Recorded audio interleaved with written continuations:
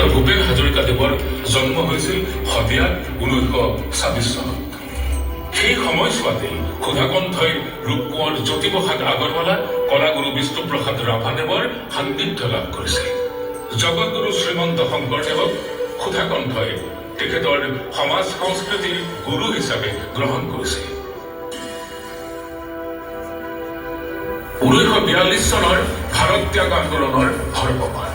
সেই সময়তে ডক্টৰ ভূপেন হাজৰিকাই প্ৰৱেশিকা পৰীক্ষাত উত্তীৰ্ণ হৈ বেনাৰস বিশ্ববিদ্যালয়ত কলেজীয়া শিক্ষা গ্ৰহণৰ বাবে যাত্ৰা কৰে। ইতিমধ্যে ভাৰতৰ জনগণে মহামানৱ মহাত্মা গান্ধীৰ নেতৃত্বত পৰিণাম নহলে মৰিম কৰেংগে এই অমুকবাণীৰে ইংৰাজৰ বিৰুদ্ধে ভাৰত ত্যাগ আন্দোলনত যোগদান কৰিছিল। সেই সময়ছোৱাতেই তেওঁ সমাজ আৰু সময়ৰ প্ৰতি লক্ষ্য ৰাখি আহ্বান কৰিছিল এনেদৰে।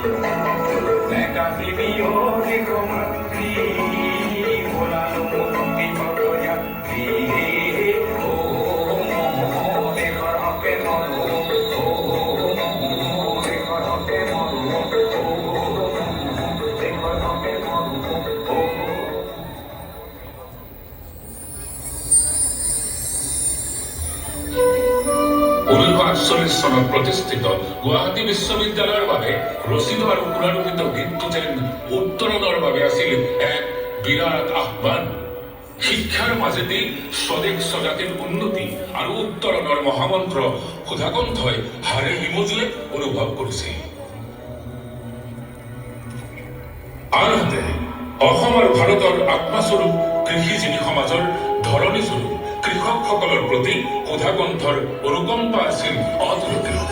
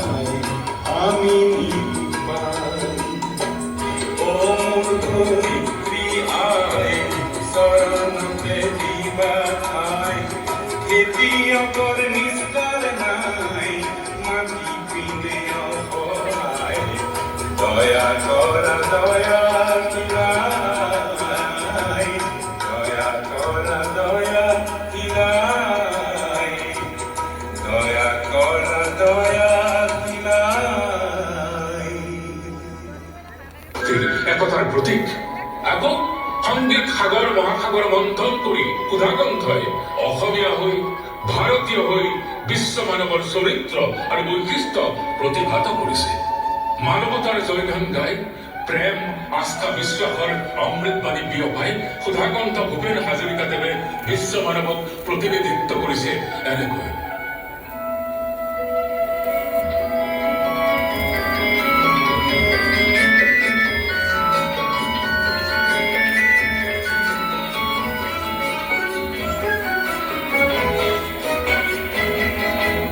মই এটি যাযাব মই এটি যাযাব ধৰাৰ পিঙে দিপাঙে লৰণি বিচাৰি নিজা ঘৰ মই এটি যাযাব মই এটি যাযাব 1965 চনত ভাৰত পাকিস্তানৰ মাজত যুদ্ধ পাকিস্তানৰ নেতা জুলফিকৰ আলী ভুট্টোৱে ভাৰত বিৰোধী বক্তব্য আগবঢ়াইছিল আৰু সুধাকণ্ঠই সকলো সংকীৰ্ণতাৰ উদ্ধত প্ৰতিষ্ঠা কৰিব পাৰিছিল মানুহৰ প্ৰতি মমত্ববোধ প্ৰেম পাৰস্পৰিক আস্থা বিশ্বাসী পৃথিৱীবাসীক নিৰাপত্তা দিব পাৰে তেওঁৰ বিশ্বজনীন চিন্তাত এই ভাৱৰ সুন্দৰতম প্ৰতিফলন হৈছে সেয়ে তেওঁ গাইছে